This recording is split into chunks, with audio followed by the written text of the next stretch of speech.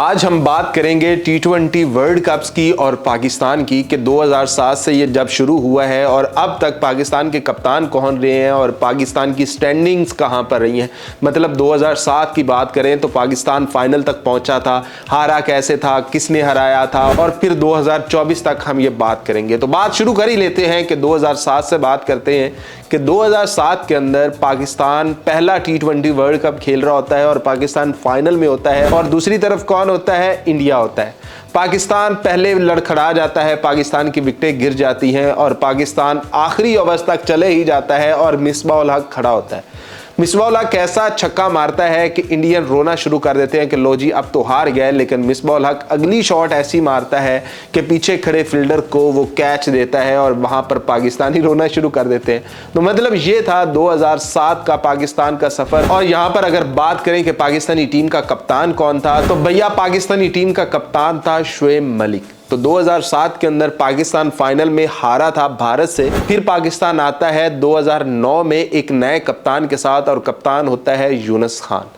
पाकिस्तान 2009 के अंदर चैंपियन बनता है T20 की दुनिया का, और पूरी दुनिया की ज़बान पर यही अल्फाज होते हैं कि यार पिछला भी वर्ल्ड कप देखा है हमने, ये भी देख लिया है हमने।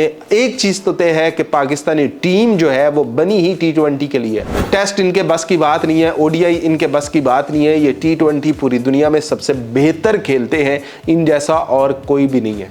लेकिन 2009 के बाद हमें ये जो बातें होती हैं ये लोग नज़र लगा देते हैं, बस तब की नज़र लगी हुई है और अभी तक हमें नज़र लगी हुई है। और फिर बात आ जाती है जी 2010 की। 2010 के अंदर यूनुस खान को कप्तानी से हटा दिया जाता है और कप्तान बन जाते हैं शाहिद खान अफरीदी। 2010 के अंदर शाहिद अफरीदी की कप्तानी के अंदर टीम सीधा सेमीफाइनल में पहुंचती है और ऑस्ट्रेलिया के खिलाफ हमारा सेमीफाइनल होता है। पहले खेलते हुए 191 स्कोर बना ही देते हैं, जिसमें दोनों भाई उमर अकमल और कामरान अकमल की 50s आती हैं, जिनकी बदौलत हम पूरा पुरसुकून होकर बैठे हुए हैं कि ये 190 हमसे करेगी कौन, क्योंकि हमारे पास बेहतरीन बॉलिंग है, हमारे पास सईद अजमल है, शाहिद अफरीदी है, हमारे पास मोहम्मद आमिर है, हमारे पास हफीज है, तो हमसे इन्होंने जीतना ही क्या है।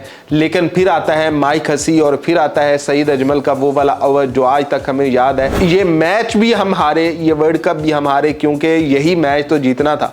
तो पाकिस्तान 2010 का सेमीफाइनल का सफर खत्म हो जाता है और पाकिस्तान सेमीफाइनल हार जाता है ऑस्ट्रेलिया से। फिर बात पहुंच जाती है 2012 के वर्ल्ड कप तक और वहां पर हमारा कप्तान होता है मोहम्मद हफीज।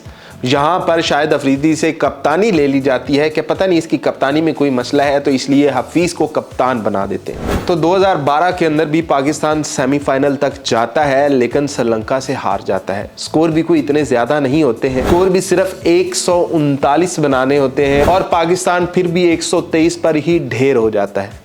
मोहम्मद हफीज के 40 पर 42 स्कोर होते हैं, मतलब वही टॉप स्कोरर होता है, बाकी बस कोई 0 पर जा रहा है, कोई 1 पर, कोई 2 बार। तो इसी तरह पाकिस्तान अपना सेमीफाइनल श्रीलंका से हार जाता है और 2012 वाला सफर खत्म हो जाता है। तो बात चली जाती है 2014 तक और वहां पर भी मोहम्मद हफीज ही कप्तान होते हैं, लेकिन पाकिस्तान भी ग्रुप स्टेज से ही बाहर हो जाता है। वेस्ट इंडीज से भी मैच हार जाता है और भारत से भी मैच हार जाता है और यूं पाकिस्तान ग्रुप स्टेज से ही सफर तमाम हो जाता है। तो उसके बाद डिसाइड कर लिया जाता है कि अब हफीज को कप्तान तो नहीं बनाएंगे, तो इसलिए शाहिद अफरीदी को दोबारा कप्तान बना दिया जाता है 2016 के अंदर। तो 2016 का हमारा सफर इतना गंदा था कि हम इंडिया क्या, ऑस्ट्रेलिया क्या, हर किसी से हारते ही हैं और फिर हम एक बार ग्रुप स्टेज से ही बाहर हो जाते हैं।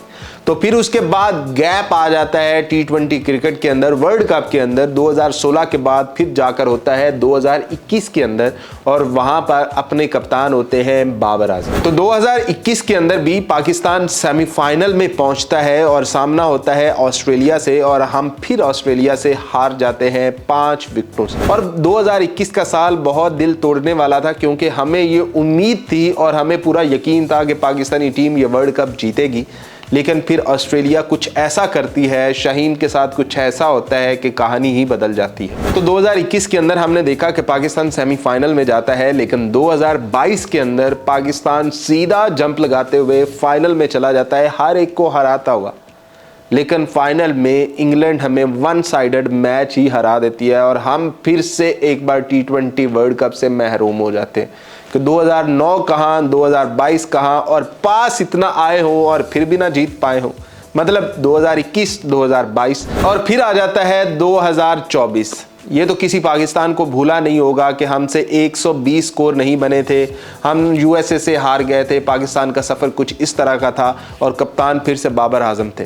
तो बाबर आजम ने 3 दफ़ा कप्तानी की है, एक बार सेमीफाइनल तक लेकर गया है, एक दफ़ा फाइनल तक लेकर गया है और एक दफ़ा ग्रुप स्टेज पर। तो पाकिस्तान की ये 2007 से लेकर 2024 तक की ये कहानी है। अब देखते हैं कि 2025 में कहानी क्या होगी। कप्तान का भी अभी कोई समझ नहीं आ रहा कि भाई अपना कप्तान सलमान अली आगा होगा कि शादाब होगा, पता नहीं कौन होगा। लेकिन अगर सलमान अली आगा होगा तो रिजल्ट्स क्या होंगे, तो बहुत दूर नहीं है बात सिर्फ 2 महीनों की है और पता चल जाना है। क्या कहते हैं पाकिस्तान ने किस साल सबसे ज़्यादा गलतियां की थी और किस वर्ल्ड कप में पाकिस्तान की परफॉर्मेंस सबसे ज़्यादा गंदी थी? क्या 2024 से भी गंदी कहीं परफॉर्मेंस रही है पाकिस्तान की? तो आप देख सकेंगे कि कौन सी जगह पर हमारे सिर्फ 2 ही पॉइंट थे। इधर भी हमने वैसे तो एक आधी मैच जीता हुआ है, लेकिन वहाँ पर भी हमने सिर्फ 1 मैच ही जीता था। कौन सा साल था जिसमें पाकिस्तान ने सिर्फ 1 ही मैच जीता था और पाकिस्तान के 2 पॉइंट थे?